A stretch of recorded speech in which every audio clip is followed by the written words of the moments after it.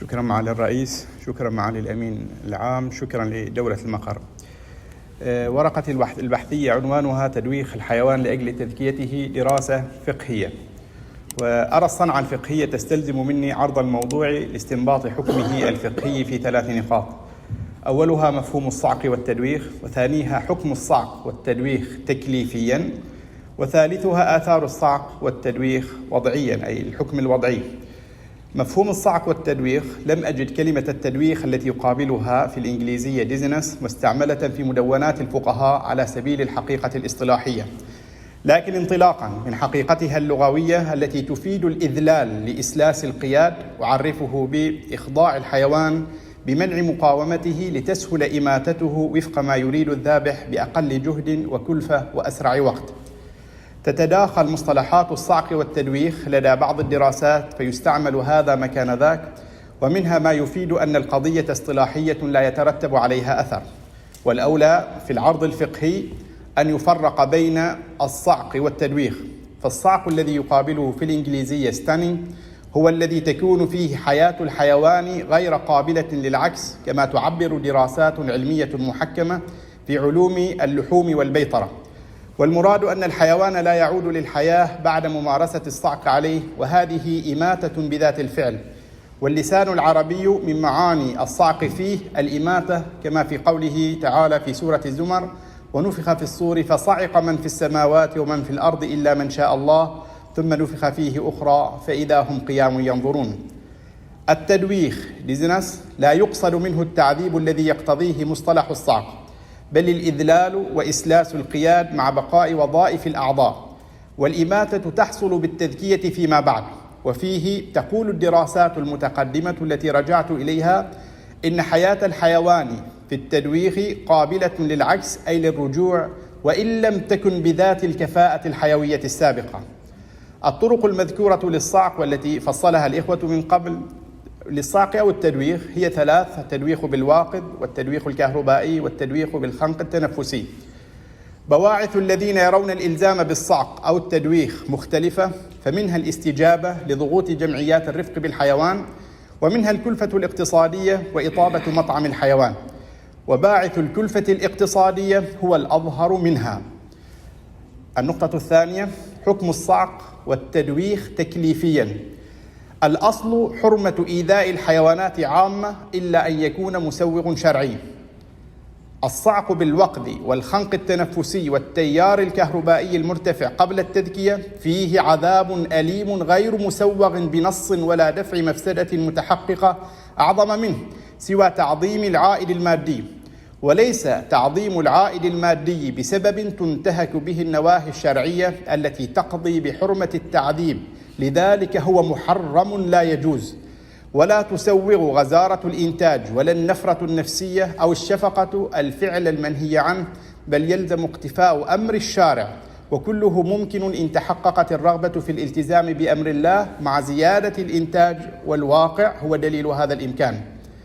التدويخ بالتيار الوسط الذي لا يتلف دماغا لكن يغيب الإحساس برهة من الزمن فقط لا حرج فيه، فهو كألم الجرح. وعلامته الظاهرة المجاوزة المنضبطة عودة الحيوان إلى الحياة بعد ارتفاع أثر التدويخ. إباحة التدويخ الكهربائي الذي لا يتلف الدماغ مشروطة بقدر الضرورة من حيث قوة التيار الذي يوجه إلى الحيوان، كما تفيده القاعدة الفقهية: الضرورة تقدر بقدرها، لأن الأصل حرمة تعذيب الحيوان إلا بقدر الضرورة أو الحاجة المبيحة. الفرع الثالث: حكم الصعق والتدويخ وضعيا. الصعق بالوقد والخنق التنفسي والتيار الكهربائي الشديد ممزق جذع الدماغ قاتل القلب لا يجوز، وهو بذلك يقتل الحيوان فيصير به ميتة لا تعمل فيها الذكاء، للنهي عن أكل الميتة، والنهي يقتضي بطلان المنهي عنه. واستثناء ما ذكي في آية المحرمات لا يرجع إجماعا إلى الميتة المذكورة في صدر الآية، سواء أقلنا إن الاستثناء منقطع أم ليس منقطعا. بموت الدماغ بعد الصعق وقبل التذكية يوصف الحيوان بكونه ميتة وإن سال الدم بذبحه، أو تحرك حركة اضطرارية ليست هي حركة الحيوان الحي المحكومة بأوامر الدماغ عبر الجهاز العصبي. وموت جذع الدماغ وصف ظاهر منضبط مجاوز لا قاصر، فيصح تعليق حكم الموت عليه. ولأجل ذلك فموت الدماغ دليل قاطع على الموت، فتبقى المصعوقة صعقا يتلف الجمجمة ميتة لا تحلها تذكية. الحيوانات المدوخة بما لا يتلف الدماغ كالتيار الكهربائي غير الشديد لا تحرم تذكيتها لقيام الحياة فيها ما لم يمت الدماغ قبل تذكيتها. التدويخ بما لا يتلف الدماغ وليس هو بتعذيب بالغ سبب معين في إماتة الحيوان، لكنه سابق على التذكية زمنا فلا يحرمها، كما في آية استثناء ما ذكي من المتردية والنطيحة وما أكل السبع، وكما في خبر جارية كعب بن مالك التي أدركت الشاة بعد أن قضمها الذئب. السبب المعين على الإماتة إن جاء بعد الذكاة الشرعية وكان دونها في إحداث القتل لا يحرم الحيوان المذكى إلا أن يكون مميتا باستقلال. أما السبب المميت باستقلال إن تراخى عن التذكية فيحرم الحيوان. السبب المعين على الإماتة والمصاحب للتذكية إن كان يستقل بالقتل في حال الانفراد فيحرم الحيوان، لأنه تعارض في حاله سببان مميتان أحدهما يحرم والآخر يبيح، ولا يعلم أيهما فوت الروح، فيقدم السبب المحرم تغليبا للحرام واستبراء للذمة. وهو معهود في باب الأطعمة تدل عليه ظواهر نصوص شرعية. وإن كان لا يستقل بالقتل وحده فالعبرة بالسبب المميت الذي هو الذكاة الشرعية، لأن الموت كان بها.